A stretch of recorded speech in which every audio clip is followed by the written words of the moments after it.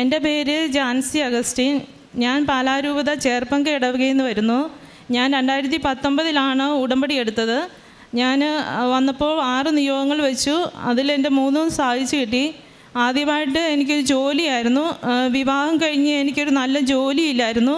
ഭയങ്കര പ്രശ്നങ്ങളും കാര്യങ്ങളൊക്കെ ആയിരുന്നു. അതിനുവേണ്ടി ഞാൻ ജോലിക്ക് വേണ്ടി ഒത്തിരി പ്രാർത്ഥിച്ചു. ഇവിടെ വന്ന് ഉടമ്പടി എടുത്തു കഴിഞ്ഞ് പിന്നെ കൊറോണയായി. ജോലിക്കുള്ള എല്ലാ തടസ്സങ്ങളും ഒക്കെ ആയിട്ട് ഞങ്ങളിങ്ങനെ ഓരോ ദിവസവും പ്രാർത്ഥിക്കുന്നുണ്ട്. പക്ഷേ ഇവിടെ വരാനൊന്നും പറ്റിയില്ല. അത് കഴിഞ്ഞ് ഇതിൻ്റെ ഇടയ്ക്ക് ഞാൻ ഇസ്രായേലിന് പോകാനാണ് നോക്കിയത്. അപ്പോൾ ബോംബെയിൽ പോയി ക്ലാസ് അറ്റൻഡ് ചെയ്തു. 20 ദിവസത്തെ ക്ലാസ്സാണ്. അതിൽ 15 ദിവസം കഴിഞ്ഞപ്പോൾ എനിക്ക് ഡെങ്കു വന്നു. അപ്പോൾ 4 എക്സാം എഴുതണം. അതിൽ 2 എക്സാമേ എഴുതിയുള്ളൂ, ബാക്കി 2 കൂടി ഉണ്ട്.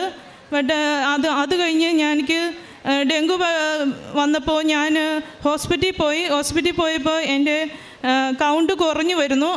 അതുകൊണ്ട് ഞാൻ പെട്ടെന്ന് തന്നെ ടിക്കറ്റ് എടുത്ത് നാട്ടിലേക്ക് പോന്നു, അഡ്മിറ്റായി.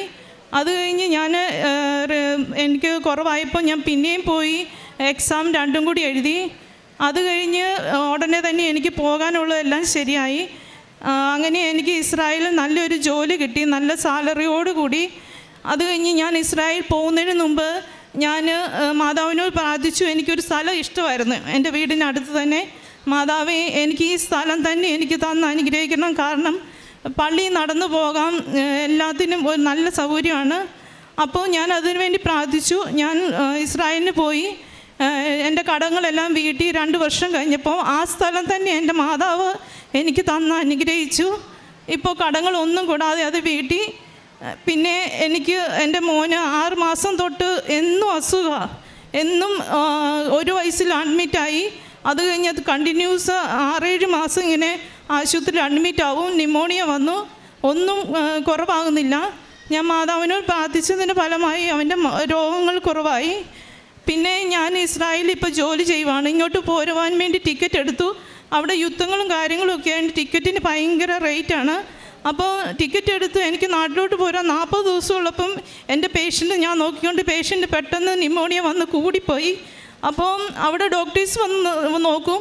അപ്പോൾ ഡോക്ടർ പറഞ്ഞു, ഇനി 2 ആഴ്ചയല്ല 1 ആഴ്ചയേ ഉള്ളൂ ഇനി ജീവിച്ചിരിക്കുകയുള്ളൂ. അപ്പോൾ നാട്ടിലേക്ക് പോരാൻ പറ്റത്തില്ല. നമ്മൾ ഒരു പേഷ്യൻ്റ് മരിച്ചു കഴിഞ്ഞാൽ അപ്പോൾ തന്നെ അടുത്ത പേഷ്യൻ്റ് നമ്മൾ 90 ദിവസം കൊണ്ട് കണ്ടുപിടിക്കണം. അപ്പോൾ ഏജൻസി തരും, എങ്കിലും നമ്മൾക്ക് നാട്ടിൽ വന്ന് പോകുമ്പോൾ അതിന് ലേറ്റാവും. അപ്പോൾ ഞാൻ മാതാവിനോട് പ്രാർത്ഥിച്ചു. അവർക്ക് നമ്മൾ യഹൂദരായതുകൊണ്ട് വിശ്വാസമില്ല. എങ്കിലും ഞാൻ രാത്രിയിൽ മാതാവിൻ്റെ തൈലവും ഉപ്പും എൻ്റെ കയ്യിലുണ്ടായിരുന്നു. ഞാൻ അത് എടുത്തുകൊണ്ട് പോയി പേഷ്യൻ്റെ അടുത്ത് നിന്ന് പ്രാർത്ഥിച്ച് വിശ്വാസ പ്രമാണം ചെല്ലിയതിൻ്റെ ഫലമായി അന്ന് രാത്രി പേഷ്യൻ്റ് ഒരു കുഴപ്പവും കൂടാതെ ഉറങ്ങി. പിറ്റേ ദിവസം ഡോക്ടർ വന്ന് നോക്കിയപ്പം ഇതൊരു മിറക്കിളാണ്, പേഷ്യൻറ്റിന് ഇപ്പോൾ ഒരു കുഴപ്പമില്ല.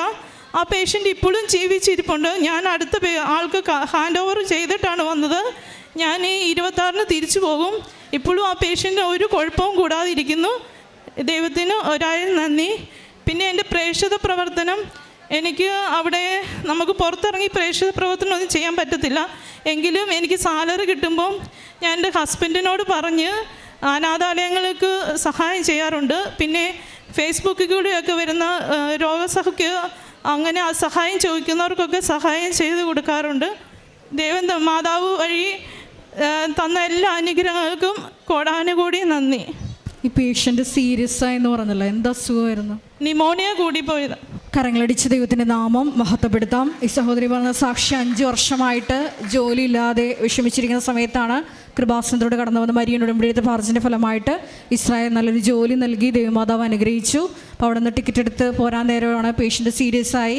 അപ്പോൾ ആ പേഷ്യൻ്റ് മരണപ്പെടുകയാണെന്നുണ്ടെങ്കിൽ ഒരാഴ്ചത്തെ ആയുസ്സുള്ളതെന്നാണ് പറഞ്ഞത്. പേഷ്യൻ്റ് മരണപ്പെട്ട തീർച്ചയായിട്ടും ഈ സഹോദരി തന്നെ വേറൊരു പേഷ്യൻ്റ് ഏജൻറ്റ് വഴി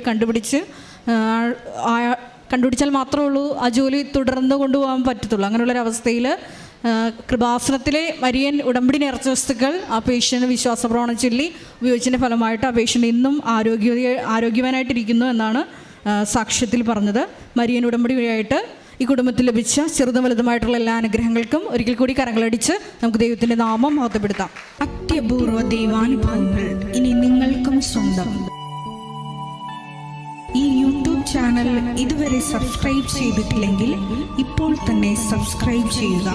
ഈ വീഡിയോ ഇപ്പോൾ തന്നെ നിങ്ങളുടെ സുഹൃത്തുക്കൾക്ക് ഷെയർ ചെയ്തുകൊണ്ട് കർത്താവിൻ്റെ പ്രേക്ഷിതരാകുക.